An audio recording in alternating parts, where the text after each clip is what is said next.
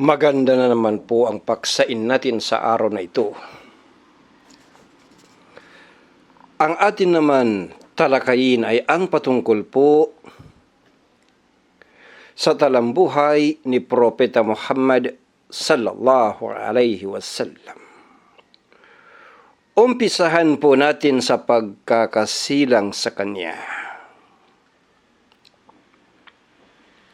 Si Propeta Muhammad sallallahu alaihi wasallam na pinuno ng mga propeta ay isinilang sa hanay ng Bani Hashim sa Makkah ng araw ng Lunes ng umaga ng ikasyam ng Rabiul Awwal sa taon ng Elephant Event at 40 taon ng pamumuno ni Kisra.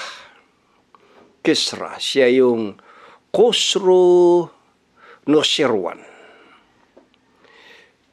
Yan ay sa ikadalawampu o ikadalawamput-dalawa ng Abril, taon 571 AD. Sang-ayon sa scholar na si Muhammad al-Mansurpuri at ng astrologer na si Mahmud Pasha. Si Ibn Sa'ad ay nagulat na ang ina ni Muhammad sallallahu alaihi wasallam, si Aminah, ay nagsabi ng paganito: nang isilang siya, anang nanay, may liwanag na lumabas mula sa aking ari at inilawan ang mga palasyo ng Syria. Si Ahmad ay nagulat sa otoridad ni Arbad bin Sarya ng katulad nito. Naiulat pero pinagtatalunan na mga mahahalagang kasunod na kaganapan na kasama ng kanyang pagkasilang ang mga sumusunod. 14 na galeriya ng palasyo ni Kisra ay nagkandabasag at gumuho. Ang sagradong apoy ng mga magyan ay naglaho at ang ibang mga simbahan sa Lake Sawa ay mga gumuho at nagkandatumba. Kaagad ay nagpautos ang kanyang ina upang ipagbigay alam sa kanyang lolo na si Abdul Muttalib ang masayang pangyayari. Masayang pinuntahan ng lolo ang ginang, dinala nito ang sanggol sa Al-Kaabah, nanalangin sa Allah at pinasalamatan ang Panginoon.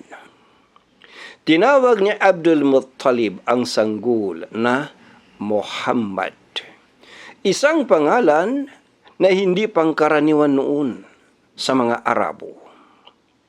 Tinuli niya ito sa 7 araw nito bilang kaugalian ng mga Arabo. Ang unang ginang na nagpasuso sa kanya pagkatapos ng kanyang ina ay si Toibah, ang kirida ni Abu Lahab, kasama ng anak niyang lalaki na si Masru. Napasuso niya si Hamza bin Abdul Muttalib noon at pagkatapos ay si Abu Salama bin Abdul Asad al-Makhzumi. Dumako na tayo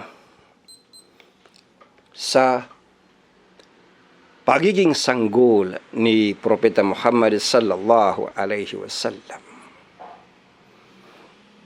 Pangkalahatan ng kaugalian ng mga Arabong naninirahan sa mga pamayanan ang ipadala ang kanilang mga anak sa mga Bedouin. Opo, mga Bedouin with nurses, upang sila ay magsipaglaki sa malaya at malusog na kapaligiran ng disyerto kung saan ay lalaki sila na may matibay na pangangatawan at nang sa gayon ay matutunan nila ang dalisay na pananalita at kaugalian ng mga Bedouin na mga kilala sa kalinisan ng kanilang lengguwahe at sa pagiging malinis sa yaong mga bisyo na kadalasang umuusbong sa mga lipunang nakahimpil. Nang kalaunan ay ipinagkatiwala ang propeta sallallahu alaihi wasallam kay Halima bint Dhuwaib mula sa Bani Sa'ad bin Nakr. Ang mister nito ay si Al-Harith bin Abdul Uzza na tinawag na Abi Kabsha mula sa parehong tribo. Si Muhammad sallallahu alaihi wasallam ay may mga kapatid na lalaki at babae, mga kapatid sa pagsuso. Alam ninyo, sa Islam, mayroong tinatawag na kapatiran sa pagsuso. Kapag ang dalawang bata sumuso pareho sa isang ginang, sila po ay tinawag na magkapatid sa pagsuso. At sa kanilang paglaki, bawal sila maging mag-asawa dahil magkapatid nga. Okay, ulitin natin. Si Muhammad sallallahu alaihi wasallam ay may mga kapatid na lalaki at babae, mga kapatid sa pagsuso. Sina Abdullah bin Al-Harith, Anisa bint Al-Harith, Hudhafa or Judhama bint Al-Harith, na kilala bilang Ash-Shaymah. At inalagaan niya ang propeta Muhammad sallallahu alaihi wasallam at si Abu Sufyan bin Al-Harith bin Abdul Muttalib na pinsan ng propeta. Si Hamza bin Abdul Muttalib na tiyuhin ng propeta ay pinasuso ng parehong dalawang wet nurses na sina Thoibah at Halima as-Saadiyah na nagpasuso sa propeta sallallahu alaihi wasallam. Masayang naiulat kung paano si Halima at ng buong pamilya nito ay biniyayaan ng magkakasunod na daloy ng mabuting kapalaran habang ang sanggol na si Muhammad sallallahu alaihi wasallam ay nasa kanyang pangangalaga. Nasabi ni Ibn Ishaq na naisalaysay ni Halima na siya at ng kanyang mister at ng isang sumususong sanggol ay lumuwas mula sa kanilang nayon kasama ang ilang kababaihan sa kanilang tribu sa pangangalap ng mga batang mapapasuso. Ibig sabihin, trabaho na nila ito na maghanap ng bata na mapapasuso at may kapalit na kabayaran. Okay. Sinabi niya, taon noon ng tagtuyot, anya, at taggutom, at wala kaming makain. Nakasakay ako sa isang kulay kape na babaeng asno. Kasama rin namin ang isang matandang babaeng kamelyo. Sumpa man sa Allah, wala kaming makuha kahit patak ng gatas. Hindi man lang kami makakuha ng kahit idlip man lang ng tulog sa gabi dahil iyak ng iyak ang bata sa gutom. Walang sapat na gatas sa aking dibdib at maging ang babaeng kamelyo ay walang maipapagatas sa kanya. Panay-panalangin kami ng ulan at agarang ginhawa. Sa katagalan ay narating namin ang Makkah na naghahanap ng mga bata na mapapasuso. Walang ni isang babae sa amin ang tumanggap sa sugo ng Allah sallallahu alaihi wasallam na inalok sa kanya. Sa sandali na sinabihan sila na siya ay isang ulila, ay tinatanggihan nila siya. Nakatuon ang aming mga mata sa gantimpala na aming makakamit mula sa ama ng bata.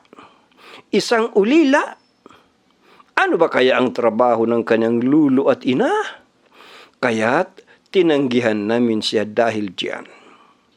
Ang bawat ginang na kasama ko ay may nakuwang pasususuhin, at nang papaalis na kami ay sinabi ko sa aking mister, sumpa man sa Allah, ayaw kong bumalik na kasama ang ibang kababaihan nang wala akong sanggol. Puntahan ko dapat yung ulila at kunin ko siya. Sinabi niya, walang masama na gawin yun at malamang na pagpalain siguro tayo ng Allah sa pamamagitan niya. Kaya't pinuntahan ko at kinuha ko siya dahil wala akong ibang mapagpilian kundi kunin siya. Nang buhatin ko siya sa aking mga bisig at bumalik sa aking lugar, ay inilagay ko siya sa aking dibdib at sa laking gulat ko, may sapat na itong gatas. Dumidi siya hanggang sa mabusog siya, at ganun din ang kanyang kapatid sa pagsuso. At pareho sila nakatulog, bagamat ang aking sanggol ay hindi nakatulog ng nagdaang gabi. Pagkatapos ay pinuntahan ng aking mister ang babaeng kamelyo para gatasan ito, at sa kanyang pagkamangha, nakakuha siya ng maraming gatas dito. Ginatasan niya ito at uminom kami hanggang sa mabusog kami. Nakatulog kami ng mahimbing sa gabi. Nang sumunod na umaga ay sinabi ng mister ko, sumpa man sa Allah, Halima, dapat ay maintindihan mo na ikaw ay nakakuha ng isang pinagpala na bata. At tumugon ako, sumpa man sa pagpapala ng Allah, sana nga. Ang salaysay ay malinaw sa punto na ang pagbabalik ni Halima mula sa paglalakbay at ang kanyang kasunod na buhay hanggat ang propeta sallallahu alaihi wasallam ay nanatili sa kanya, ay napaligiran ng mabuting kapalaran.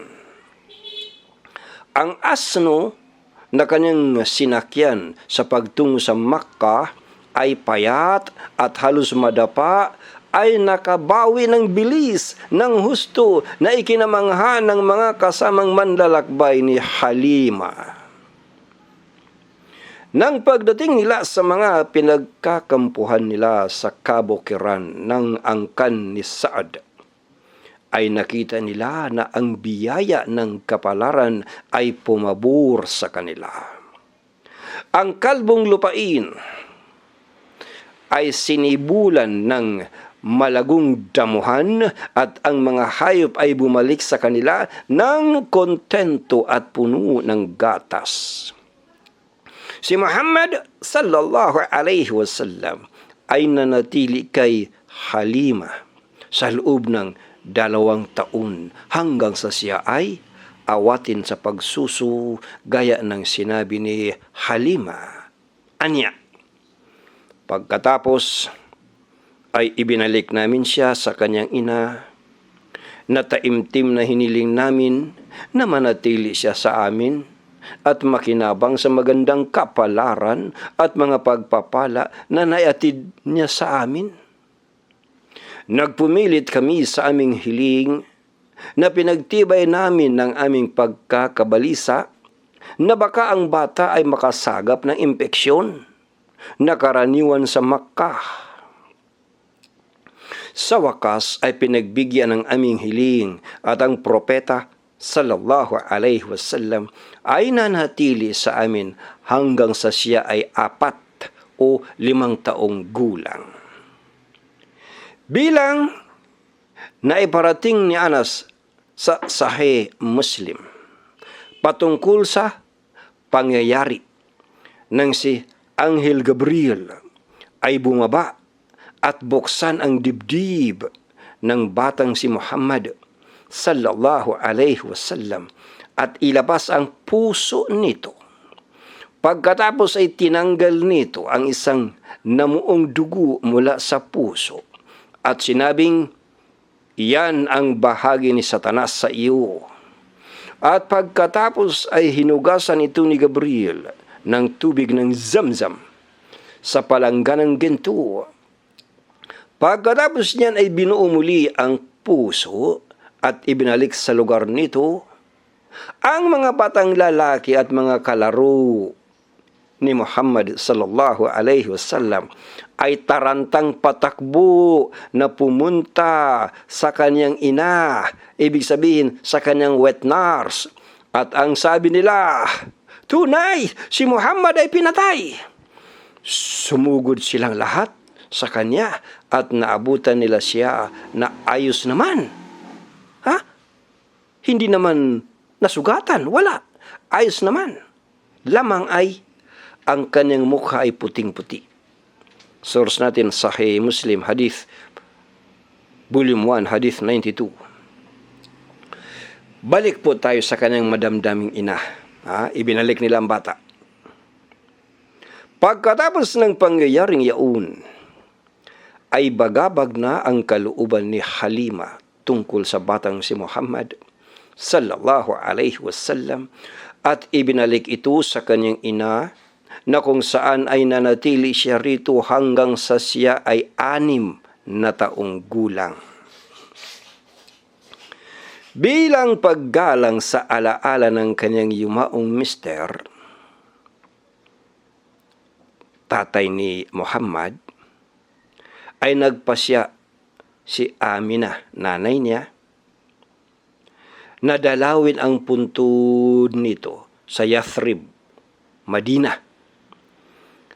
Tinahak ni Amina sa paglalakbay ang layo na 500 kilometro kasama ang ulila niyang anak, isang kasambahay na si Ayman at ng kanyang biyanan na si Abdul Muttalib. Nakaisang buwan sila doon sa Madina at nagbalik na sila sa Makkah. Habang nasa daan, ay nagkaroon siya ng isang matinding karamdaman at namatay sa Abwa, sa daan, sa pagitan ng Makkah at Madina. Sa kanyang madamdaming lolo, pumunta tayo sa kanyang madamdaming lolo. Dinala ni Abdul Muttalib ang batang si Muhammad sallallahu alaihi wasallam sa Makkah.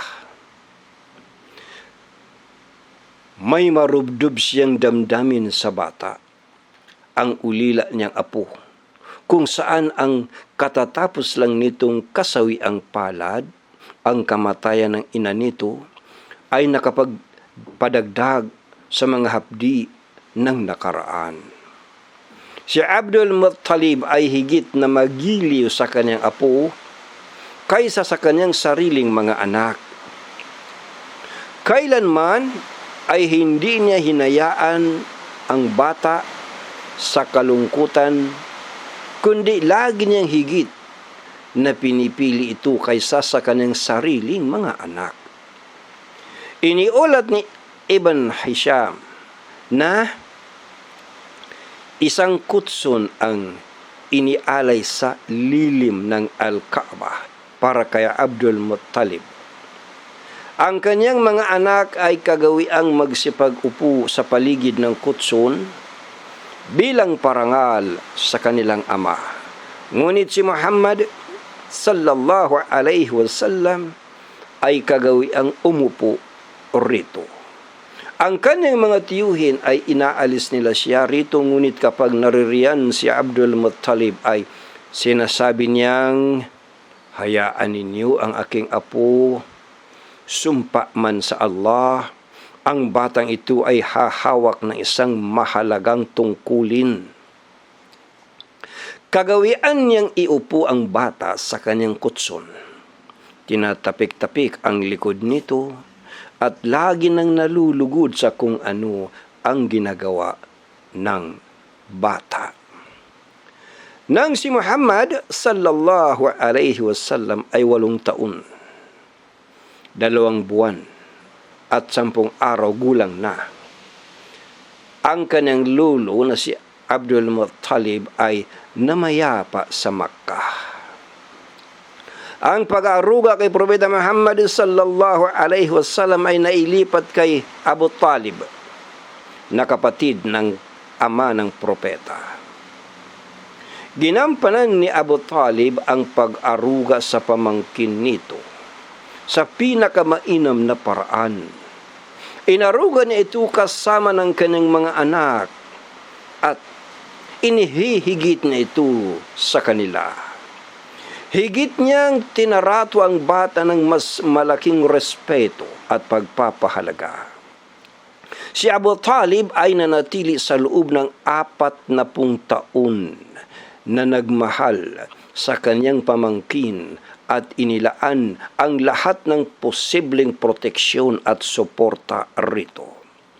Ang kanyang relasyon sa iba ay nakadepende sa ipinapakita nila na pagtrato sa propeta sallallahu alaihi wasallam.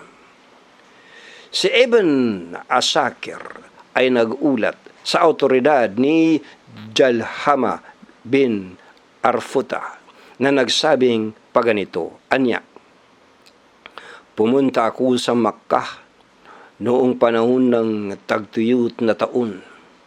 Kaya't sinabi ng mga Quraysh, O Abu Talib, ang lambak ay naging walang dahon at ang mga bata ay gutom. Tayo na at manalangin tayo ng ulan. Pumunta si Abu Talib sa Al-Kaabah kasama ng isang batang lalaki na kasing ganda ng araw at isang itim na ulap ay nasa itaas ng kanyang ulo. Si Abu Talib at ng batang lalaki ay tumayo sa tabi ng pader ng Al-Kaabah at nanalangin ng ulan. Kaagad-agad, ang mga ulap mula sa iba't ibang dako ay nangagtipon at bumuhos ang malakas na ulan at ibinunga ang pagdaloy ng mga tagsibol at pag-usbong ng mga pananim sa bayan at sa bansa. Dumako na protesta tungkol sa monghe na si Bahira. Noong ang sugo ng Allah sallallahu alaihi wasallam ay 12 taong gulang na, ay pumunta siya sa Syria kasama ng kanyang tiyuhing si Abu Talib sa isang lakbay kalakal. Nang dumating sila sa Busra na bahagi ng Syria sa lugar ng Horan sa ilalim ng kapangyarihang Romano, ay nakatagpo nila ang isang mongha na pangalan ay Bahira. Ang tunay nito na pangalan ay Georges, na nagpamalas ng malaking kabaitan at inasikaso sila ng labisan. Kailanman ay hindi niya naging gawin noon ang tanggapin o asikasuhin sila. Agad niyang nakilala ang propeta sallallahu alaihi wasallam at sinabi habang hawak ang kamay nito, anya, ito ang pinuno ng lahat ng tao. Ipapadala sa kanya ng Allah ang isang mensahe na habag sa lahat ng nilalang. Nagtanong si Abu Talib, paano mo nalaman ito? Sumagot siya, nang kayo ay lumitaw mula sa direksyon ng Aqabah, ang lahat ng mga bato at mga puno ay ipinagtitira pa ang kanilang mga sarili na kailanman ay hindi nila ginagawa maliban sa isang propeta. Makikilala ko rin siya sa pamagitan ng selyo ng pagkapropeta na nasa ibaba ng kanyang balikat na parang sa mansanas. Kinailangan naming matutunan ito mula sa aming mga aklat. Dagdag pa. Sinabihan din niya si Abu Talib na ibalik na ang bata sa Makkah at huwag itong isama sa Syria sa takot sa mga Hudyo. Sinunod siya ni Abu Talib at ipinabalik ang bata sa Makkah kasama ng ilan sa kanyang mga kalalakihang lingkod. Dumako tayo sa tinatawag na ang mga kalapastangang giyera. Si Muhammad sallallahu alaihi wasallam ay halos wala pang 15 anyos nang ang mga lapastangang giyera na nagpatuloy ng iba't ibang kapalaran at malaking kawalan ng buhay tao sa loob ng maraming taon ay nagsimula sa pamamagitan ng Quraysh at ang Banu Kinana sa isang banda at ang tribong Qais Island sa iba pa. Ito ay ganung tinawag na mga giyerang lapastangan dahil ang hindi dapat labagin ay nilabag, kasama na ang mga ipinagbabawal na buwan o mga banal na buwan. Si Harb bin Umayyah, sanhi ng kanyang mataas na kalagayan at marangal na angkan ang nakasanayang pinuno ng mga Quraysh at ng mga kaalyado nito. Sa isa sa mga labanang yaon, ang propeta sallallahu alaihi wasallam ay tumulong sa kanyang mga tiyuhin, ngunit hindi nagtaas ng armas laban sa kanilang mga kaaway. Ang kanyang naging papel lamang ay nakatuon sa pamumulot ng mga palaso ng mga kalaban sa pagbagsak ng mga ito at iniaabot niya ang mga ito sa kanyang mga tiyuhin. Dumako tayo sa tinatawag na Alyansang Al-Fudul. Pagkatapos ng mga labanang ito, nang maibalik na ang kapayapaan, nadama ng mga tao ang pangangailangan ng pagbubuo ng alyansa sa Makkah para masugpo ang karahasan at kawalang hustisya at may pagtanggol ang mga karapatan ng mahina at ng mga kapuspalad. Ang mga representante ng Banu Hashim, Banu al-Muttalib, Asad bin Abd al-Uzra, Zahra bin Kilab at Taim bin Murrah ay tinawag upang magtagpo sa tahanan ng isang kagalang-galang na matandang lalaki na tinawag na Abdullah bin Judaan at Taimi upang magkaisa sa isang alyansa na siyang magdudulot ng nabanggit na mga adhikain. Ang sugo ng Allah sallallahu alaihi wasallam, saglit lang matapos siyang maparangalan ng tungkulin ng pagkapropeta, ay nasaksihan niya ang union na ito at nagbigay siya ng komento rito ng mga higitang positibong salita. Nasaksihan ko niya ang isang alyansa sa bahay ni Abdullah bin Jubaan. Yaon ay mas sigit na kaakit-akit sa akin kaysa sa kawan ng mga baka. Maging sa ngayon sa panahon ng Islam ay positibong tutugon ako sa pagdalo sa ganyang pagtitipon kung iimbitahan ako. Ang totoo niyan, ang diwa ng alyansang ito at ang paraan ng mga paglalahad dito ay nagtatak ng isang ganap na pagtalikod sa pre-Islamic na tribal pride. Ang kwento na humantong sa pagpupulong nito ay nagsasabi na isang lalaki mula sa Zubayd clan ay dumating bilang isang mangangalakal sa Makkah na kung saan ay ibinenta niya ang ilang mga paninda kay Al-As bin Wa'il as-Sahmi. Ang huli, sa anumang paraan ay ayaw magbayad sa mga inutang. Ang mga ngalakal ay humingi ng tulong mula sa iba't ibang angkan sa Quraysh. Ngunit hindi nila pinakinggan ang marubdob niyang pakiusap. Pagkatapos ay dumulog siya sa tuktok ng isang bundok at sinimulan sa abot ng kanyang sigaw ang basahin ang mga berso ng reklamo na nagbibigay salaysay sa kawalang katarungan na kanyang natamo.